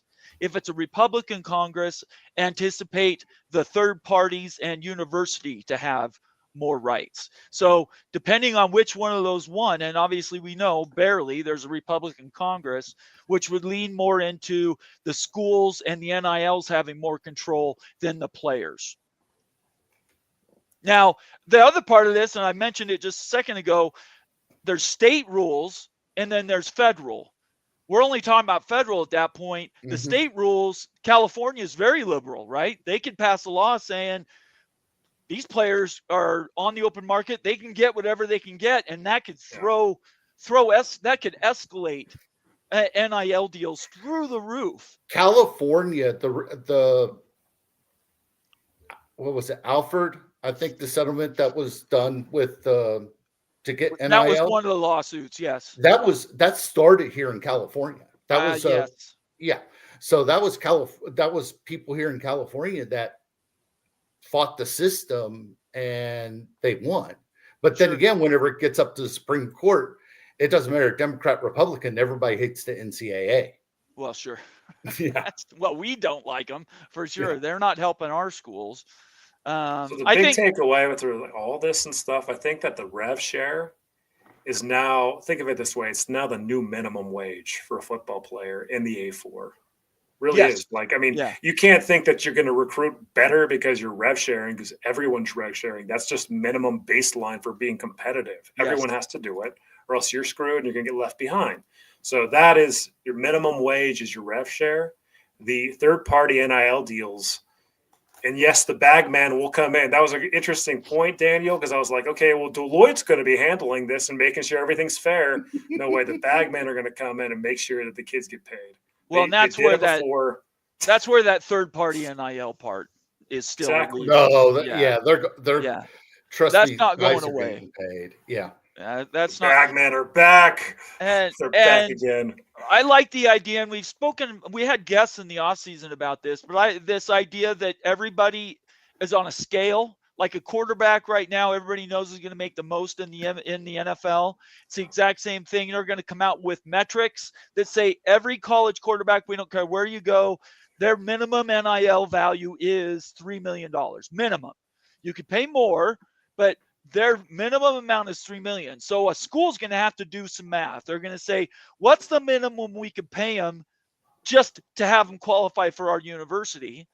And then what balance could you offer them in NIL third-party funding to help make up any of the difference? The minimum that Ute's talking about would say, if Deloitte says every quarterback, power conference quarterback is $3 million, if that is stratified and it's put actually in legislation in the NCAA, now all of a sudden you could say, if you can't afford $3 million for a top-tier quarterback, a 5-star quarterback at your school, you're one, immediately behind because everybody knows you can't pay that. You'll be counter recruited against. And two, that amount of money, if you can't meet the minimum, shouts out your program saying, if you can't pay top dollar for a quarterback, what can you pay for a DB? What can you pay for a wide receiver? So all these things are going to have to be nailed down over the period of the next, few years. The way the NFL does it with salary cap. Yeah. Well, also they have something called the rookie wage scale. So that's what I meant. That's what I meant. First rounder, like Brock Purdy makes less than $1 million a year. Yes, he does. And next year he's going to get just a big, massive check. But he's getting paid less money than a lot of these guys that Shedeur Sanders made $15 million or something like that this year. Yeah, but he's also doing commercials. Of course he is. Yeah. Of course, all those things you have to be able to merchandise, though. Every one of those things you have to be able to sell. So, anyway, anything else you want to talk about on that article, or can we get to Q&A? It's unbelievable that we're here, that we're even talking about this, about Deloitte even coming in and doing an evaluation on a player. And I think you're right, Bomber. I think you just based on your recruiting ranking, how else would you do it? Based on your recruiting ranking, I think it had to be a recruiting ranking. Yeah, that's where we're at. And then, the bag men are just going to pay the kids on the side anyway. So it's even more murky than it was. Yeah, and another thing that we haven't really addressed is where does it every year? Does you as a player, do you appreciate or you depreciate? I'm dead serious. For your accounting junkies over here. Yeah. If you come in as a 5-star, like the guy that went to Michigan, right? Let's just say his number is $12 million. Let's assume that's the number. Next year, is he worth more or less? Can we put in a Cam Rising rule?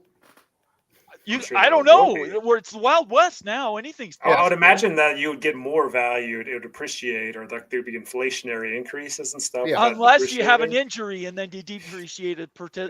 If you lose a knee, are you worth 5% less? If you lose a shoulder, are you worth 10% less? If you have 2 concussions, are you worth 50% less? How are they going to monetize all this stuff? You just have to do it year to year, and you pay somebody up front. You pay somebody up front all the money and stuff. And then if you don't perform, you get hurt. Then maybe the next year you don't bring them in and renew them. It's just like guaranteed contracts at the NBA and at the Major League Baseball level. At a year-on-year basis, right? That's exactly right. Unlimited. It's insane. No, NBA's got a luxury tax, but it's pretty weak. Yeah, right now, if you can spend it, you will spend it. Yeah. Ask the Yankees and Oregon Ducks. All right, let's get to some shout outs. Not shout outs, let's get to Q&A. If you're new to this channel and this is the first time you've done this is our world famous Q&A. We appreciate everybody being here. I'm going to do one more reset. Make sure you follow all of us on Twitter. You can see our names and handles right below our pictures right now. Make sure you consider giving us a thumbs up. We would appreciate that. Those videos and those thumbs up metrics really help us. Make sure you follow us on Twitter. Subscribe on YouTube. Those subscriptions are a big deal. Please subscribe if you're new to the channel. We'd love to have you here. And last but not least, consider becoming a member of the College Football Mafia family. And our off season is where we make hay, everybody. So looking forward to that in the next coming weeks and months. It's going to be a lot of fun. This next off season's going to be even crazier than this off season was, because we have a first season college football playoff picks that we can reevaluate and go through. So it's going to be a lot of fun. All right. Earl Carr checking in, member for 17 months. Earl, right now, I think you are one of maybe 4 people that is an OG on this level. 17 months paying member and being a member of our family. I appreciate that. You appreciates it. I know Moen, Daniel, the rest of the team, we all appreciate you doing that and then continuing to support us. How the hell is ASU not at least 12th? It's ridiculous. It is ridiculous. We nailed it. I mean, how's Miami the 12 spot? How's Miami getting left out of the playoff? How's Bama in? How's BYU at 18? Why is ASU at 15? Why is everything's a little broken, right? And like there's disrespect, mad disrespect to Big 12 and ACC all over the place, and it's not changing. It's kind of the new norm, guys. Yep. Little broken. Big broken. Big broken. Let's see. You guys keep marking those comments for me, okay? By the way, if this is your first time here, just so you know, and actually an announcement to everybody, we've got about 15 minutes that we're going to be doing comments. We've already got a bunch marked. We're going to continue to call them out, and I'll bring them up as much as we can. But if you want your comment to be guaranteed read at this point going forward, make it a super chat. Just hit that $sign down there next to the comment box, and I definitely will read your super chat and get it out to the ether. If you have something you really want to get out and want other people to take notice of, we will address, make it a super chat. All right. Let's see here. Sam Kim. Good to see you, Sam. Big 12 is crazy this year. Does the winner jump Boise? That is the first question. Sam, I think it depends how these games go. Yes, they can. Will they? It's not guaranteed. What do you guys think? Go ahead, Danny. I think Boise's locked in at 4. And all of it is because, guess what? ESPN wants to show Genty highlighted. Because, Travis Hunter, this, Heisman, this. But he's not in the playoff, though. So no Genty's having a historic season. Yeah. So you're going to want to highlight that. Okay. Ute? I don't think there's any chance that the Big 12 jumps Boise if both win. If Boise wins, they're going to be a higher seed over Big 12. So I'm with Bomber on that one. I agree with that. If Boise loses, they're out of the playoff completely. UNLV gets the 12 seed. I would say there is one caveat. If Boise wins by, let's say, less than a field goal or less, and one of the Big 12 teams goes out and absolutely curb stomps the team they're playing against, I could see them possibly making a jump. There is that one little window, but a lot of things have to be in line for that to happen. I don't think Boise State's going to play around with UNLV. I think they're going to try to end them early, and we'll have to see how it goes, but it's going to suck. If it ends up happening, none of us are happy about it, for sure. Michelle Weintraub, good to have you here. Sounds like there would still be antitrust issues with that. There are all kinds of antitrust issues, Michelle. All kinds. We just don't know where they're going to end up because one, House isn't even settled, right? Mm-hmm. There's been a settlement announced, but it hasn't, pen to paper has not happened. And there's a lot of lawsuits against it right now. They're trying to stop implementation. So who knows where we are in 6 months? You're exactly right. What was it? 20 conferences that signed a letter saying we hate this deal, something like that. Like every conference that doesn't have football. That's right. It's just getting screwed. The South Dakotas of the world are suing. No, not South Dakotas. They did. UC South Dakota. No, South Dakota sued. Oh, they were a part of it? Okay. Yeah, because they're being asked to pay. Yes. And they didn't have they didn't have a voice in have a voice in negotiations, but they're being told they have to pay. Yeah. I was talking about the SWAC, the Big West. Oh yeah. They're all like West that. Coast Conference. There was 20 conferences that said no. There's going to be a lot of people not happy if it finally gets implemented. I know that. Yeah. James Wilson, welcome to the channel, James. Make sure you subscribe to it. Give us a thumbs up and leave us a comment or question. Big 12 don't deserve a playoff period. James, what school do you support? James, that does smell like an SEC comment right there. That smells of SEC. Well, I want to know what's your school, James. In the comment section right now, you will mark it for me. Yeah. Tell us what your school is, and then we can have a more clear conversation with you. It's hard to come back at you with anything if we don't know what conference you're speaking in favor of.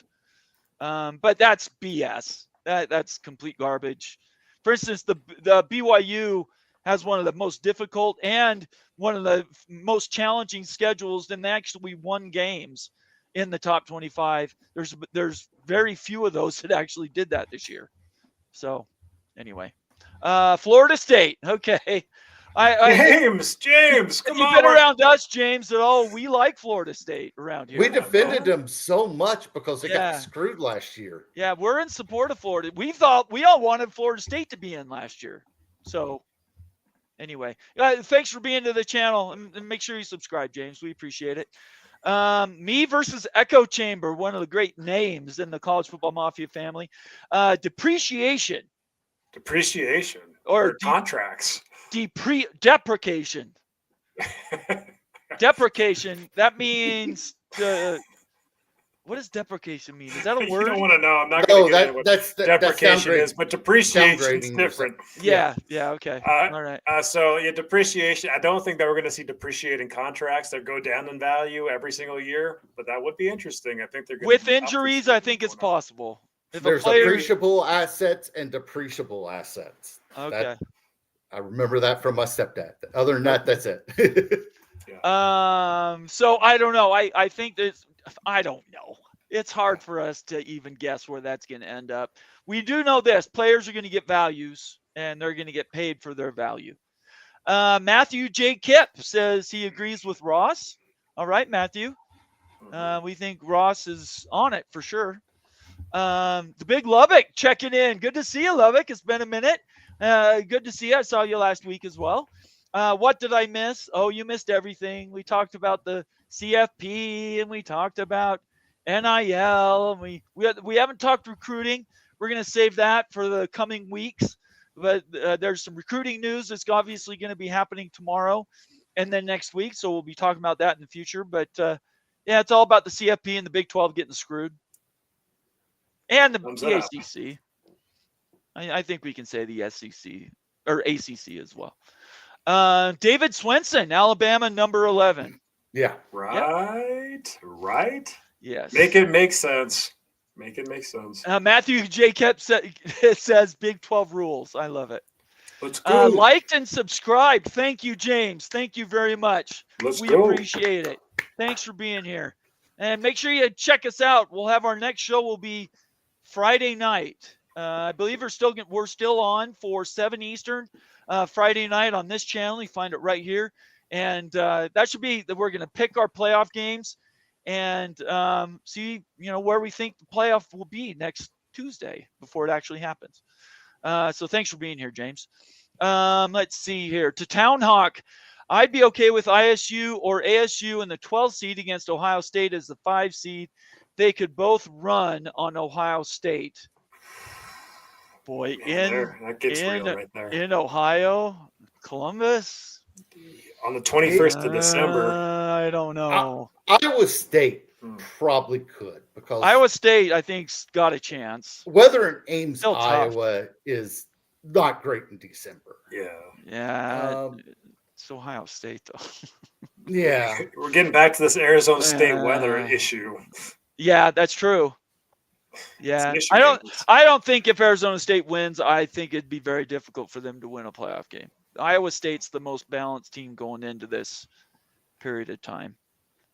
Anyway, Keep Chopping says the Big 12 versus Texas would be wild. True revenge game. That would be awesome. All right, dream scenario. Okay, so say Iowa State goes to Texas. Texas loses to Georgia. Iowa State plays at Texas, upsets Texas. They know Texas. That is possible.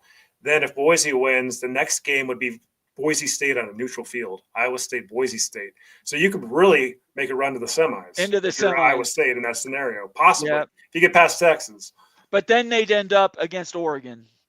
Sure. I mean, winning 2 games for perception reason would be It would be great. Yeah, for sure. It would be good.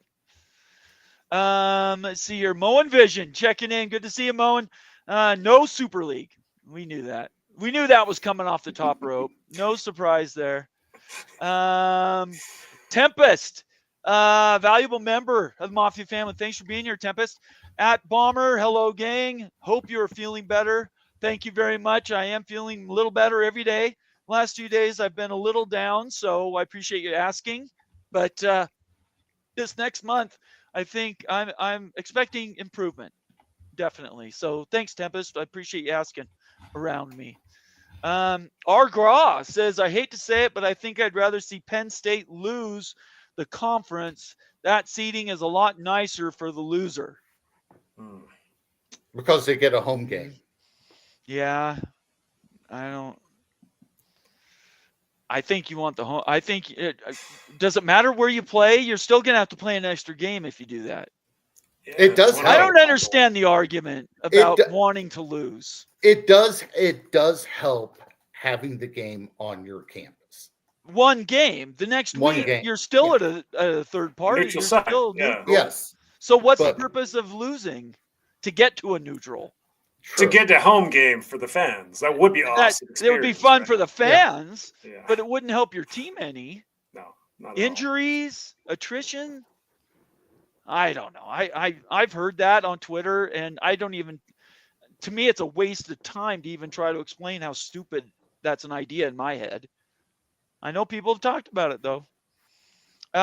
Michelle Weintraub again. I think the BCS era was better than this. We need a ranking system like we had during the BCS time when you had a computer ranking included. I would say the BCS was good. It wasn't great.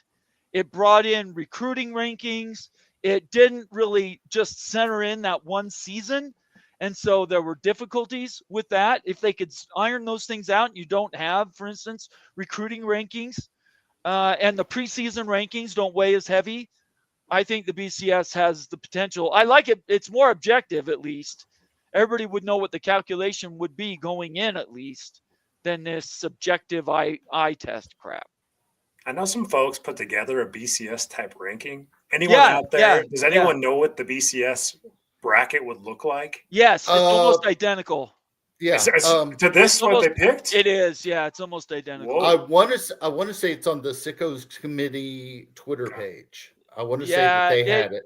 I'll check that out. I've retweeted it a few times. You can find it on my feed, but it's like how to know the BCS or something like that is the hashtag. But it's they've worked it out in the calculate, but it's flawed because it also brings in recruiting rankings. It brings in some of these other metrics that don't have anything to do with the start to the end of the season, just playing on the field. I don't have the highest recruiting ranking. That's great. You shouldn't have an advantage in performance just because you did much better in the offseason. Because then if it's always going to be like that, then it's not objective anymore. You're back to subjective, and it's just done on a different level. Ask Texas A&M how recruiting rankings helped them. Yeah, no, they don't win you games, No. right? Specifically, I just don't think that should be a measurement when you're talking about an in-season championship bracket. That's my argument with it. Other than that, I had no problems with the BCS as a rule. I just think they need to clean it up. There's some things like Kelly Ford has a fantastic calculator out, and his is one of the most balanced that I've seen. I wonder what Bama's ranked in the BCS ranking. It was almost identical. It was like 11. They're 11 at 9-3 in BCS. Yeah. Recruiting rankings, Ute. I'm telling you, it's all I about. didn't know that recruiting was in BCS. I thought they said like a bunch of computers. That's one of them. That's a computer number. It's plugged in at the beginning of the season. BCS, bewildering computer blank. To Townhawk says Baylor is the hottest team out there. Unfortunately, my Jayhawks found out the hard way. Boy, isn't that the truth? Baylor's playing really good. I still think South Carolina by far is the hottest team on the planet. But that's my opinion. I could very well be wrong. We'll never know because they're not going to get into the playoff. So we'll never know. Yes. All right. We'll keep going. Joe Z, good to see you, Joe. New rule. No 3-loss teams allowed in the playoff. There'd be like a 5-team playoff or something if there weren't 3-loss teams in. I agree with them.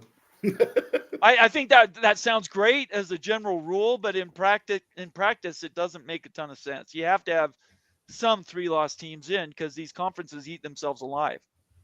As we've spoken about, the SEC did that this year. Anyway, I don't know. Hopefully it gets fixed from season to season. I'm hoping for it. Sam Kim, 75% committee, 25% computer could look sweet. I like it. How about 25% committee, 75% computer? I hate the committee thing. I don't like the committee either. Yeah. I see that Rock and Rants in the house. Rock, I'm sorry about this 12 seed. You got absolutely screwed. If I was a Miami fan, I would be melting down like you wouldn't believe. I told him, guys, I wouldn't be able to do the show. I'd be so upset. I told him he could come on and say something if he wanted to, but I'm a big defender of Miami for sure. Yeah. I think Miami, I think BYU. I would have thought Colorado, even if they hadn't lost last week. Colorado would have been in just because of Coach Prime. Well, and yeah, all the eyeballs. I mean, 10, 11 million for a regular season against Colorado State or whatever that crazy number was. I mean, that's just insane. Steve Moser, Tennessee would be a best case scenario, most overrated team in the field. Yes, I agree with you. I don't think you want to go. I agree with this comment, and makes me think too. Like, where do you not want to play? You don't want to play at Autzen. You don't want to play at Autzen at Oregon. That's true. Yep. I don't really want to go to Athens to play Georgia either. I think that would be a very tough game, and I think that Ohio State in the shoe would be freaking tough as well. So Tennessee, the other one's Texas again because of the familiarity there. Good matchups.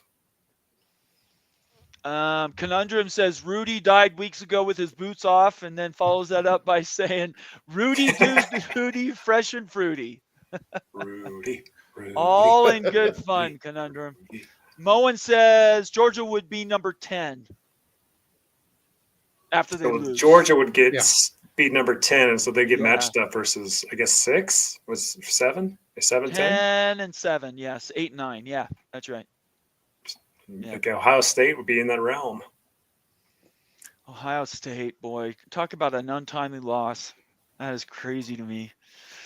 Keep chomping. Too many Big 12 fans are upset with the 4-4-2-2-2, or sorry, 2-2 idea in the spring. My initial reaction to that was no. I thought 4-4-3-3, and we're the Big 12. And the ACC. We don't want to get screwed out of a spot. But over a period of about 10 days, I changed my mind, and the 4-4-2-2 made a ton more sense. And now I think that's where ACC and Big 12 fans need to be. In the offseason, you've got to get to your conference commissioners, everybody that's in power, and try to sell the 4-4-2-2 1-3 model, or just one model, 1-1-1 model. Got to do something to change the paradigm. Yeah, this is the way. This is the way. There you go. This is the way. 4-4-2-2. That's the best case scenario for this conference right now. I agree. Illini Ted, is Fafita leaving? It's being reported and rescinded, but probably happening. If he does, that doesn't help. I'll tell you what. If the Big 12, is that what you're saying? Doesn't help the Big 12, or doesn't help? Probably Big 12, and like in Arizona, Arizona's in really, really bad shape right now. They're keeping Brennan around. They're losing Fafita, T-Mac. I mean, it seems dark days ahead for Arizona. Yeah, Arizona's in real trouble. Yep. This was killer, though. If Fafita, we don't know for sure if it's going to happen or not. It was reported initially by On3 that he was leaving, refuted by Jason Scheer, saying that Jason Scheer had a conversation with Fafita's dad, who said that he wasn't leaving. What's going on? I don't know. You don't know. We'll find out in the coming hours to days. Look, guys, I made mention of this on Peek Around the Corner, but Utah and BYU have connections with Fafita. He's an LDS kid. He's got Utah ties and everything. If Restloff's going to be there at BYU, and that's not going to be a startable place. Utah, if he transfers, Utah will be a contender in getting no Fafita, and they will pay big money for him too. I want to say this really quick.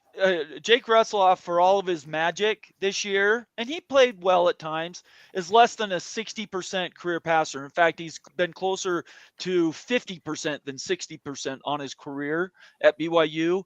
He's not, in my mind, a shoe-in as the starter next year. If BYU can go out and get a Fafita, I think they would take him. I think he played well this year. I don't think, especially if Aaron Roderick is at all on the hot seat at all. If Aaron Roderick is 100%, he re-signs a deal, I think he comes back and he's got the starting job to lose. If Aaron Roderick doesn't have that vote of confidence and he's playing for his job this next year, or hopefully gets let go, then I could see bringing in a Fafita, or for that matter, any of the other quarterbacks that are in the transfer portal. I think BYU could do that. BYU's stepped out many, many times and gotten non-member, non-LDS kids to come play quarterback at BYU. And I think you could easily see that next year, especially if we hopefully get rid of our OC. Isn't Fafita an LDS kid, though? He is. Yeah, he is. So BYU and Utah are going to be contenders. Like, he's going to want a big number. He's going to want a big number. Right. I was going to say $3 million. One of your more famous quarterbacks, Jim McMahon. He was an LDS. Oh, he was anti everything. Yeah, I know. Jim McMahon was awesome in Provo, though. I love him. Yeah. Ricky Tungate checking in. For one, it's good to see you, Ricky. Thanks for continuing to be a member of the Mafia family. Thank you so much for being here and being loyal. We really, you and I especially, really, really appreciate it. You've been with us a long time, and we're very grateful. What if Georgia beats Texas? How far does Texas drop? I think we just talked about it. 10. I don't think they drop below 10. Do you guys see a position where Georgia or Texas if Georgia beat Texas, Texas is the 2 seed right now. So Texas goes to 5 or 6. Yeah, they're not going to drop that far. 5 or 6. Georgia goes to 9-10 if they lose. Yeah.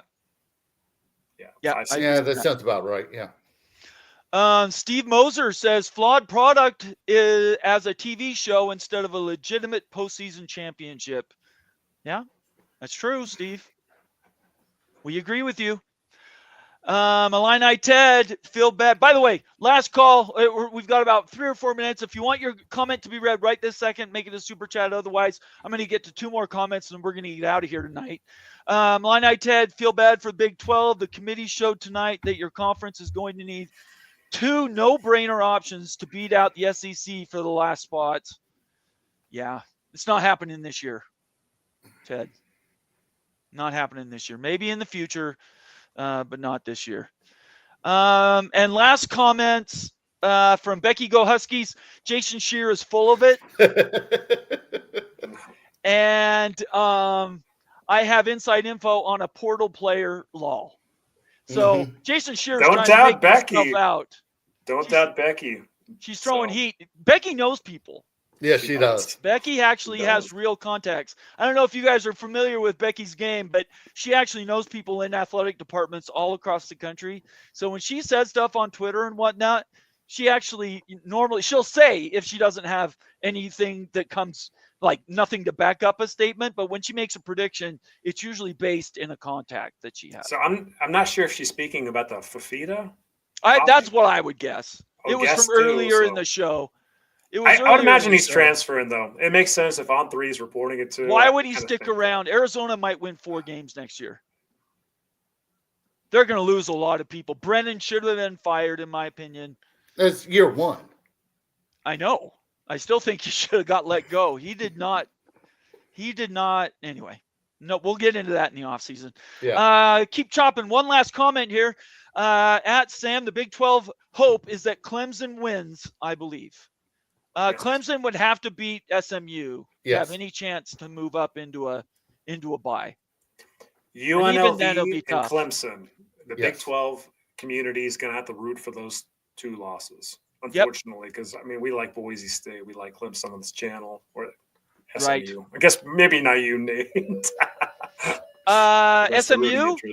So are you talking about SMU? Yeah, SMU. So everybody knows I'm no friend of SMU, but I said this weeks or maybe even months ago. SMU impressed me this year. What they came out and did, they put up, they shut up a lot of naysayers, including myself. I haven't said word negative against SMU since like week 6 or 7, and they pretty much proved all the doubters wrong. So as far as I'm concerned, I don't have to like SMU as the school, but I have to recognize that they wrote a check to get out of an AAC and came out and shut up the ACC this year. So you come out and you perform, you're going to hear that from me. I'm going to admit when I was wrong. And we'll have to see how this offseason goes and what they have next year. But SMU's setting themselves up for good success going forward, I think. 2 more shout outs and then we're going to shut this down. Mr. Bucknuts says, thought Bama already in. Bama is in. I don't think we said they weren't in. And Stormy Cyclone, another valuable member of the Mafia family, says, what did you guys think of Joey McGuire's comments about the Big 12 disrespect? All 3 of us loved him. We love Joey McGuire coming out and saying we're getting screwed. And calling it what it is. Mm-hmm. And something's going to have to change in the signaling in the offseason. I don't know what it is. It's going to have to be something. Quick sign out here. Daniel, any comments before we go? Kirby Smart, next coach at WVU. Wow, West Virginia. No way. Kirby Smart. No. They were asking me who was my pick for coach, and I said that. And everybody, he's not coming. Okay. Ute. It's a big-time week. Championship week is upon us. Big-time matchups, ASU, Iowa State. It's going to be an absolute battle. Got to get a playoff win, whoever comes out of that game. So let's go. Let's change perceptions. Friday night is our next show. Right now, that's at 7 Eastern. We might start earlier because I'm not sure what time that first playoff game. I think it's It's the Mountain West Conference Championship, I think, is Friday. I could be wrong. Yeah, whoever plays on Friday, That used to be the Pac-12 spot, which I thought was weird. But that Friday game, we want to start before that game starts. So it'll be either 6 or 7 p.m. Eastern. We will be doing our playoff picks. We will be doing our championship round picks. And then we'll also be summing up everybody's record at the end of the season. And, it's going to be a fantastic weekend. We're looking forward to the games. Everybody, support your teams. Get out there, watch Big 12. If you're watching this channel, we want you to be watching the Big 12. We need as many eyeballs on this championship game as we can get. And let's do everything we can to continue to be a proponent of the Big 12 on Twitter. We need all the help we can get. That's what I'm saying. And I will say that if you're an ACC fan, you need to be doing the exact same thing. Other than that, I think we're going to sign out. Make sure you follow us all on Twitter if you're here at the end. Subscribe on YouTube. Turn on those notifications so you know when we're on. Leave us a comment, question, give us a thumbs up, and let us know how we're doing. And last but not least, consider becoming a member of the Mafia family. We're very grateful for everything everybody has done for us. For Wild Ute, and that would be Daniel Gygax. I'm Nathan Bomber Brown, and we will see you later. Peace out. See ya.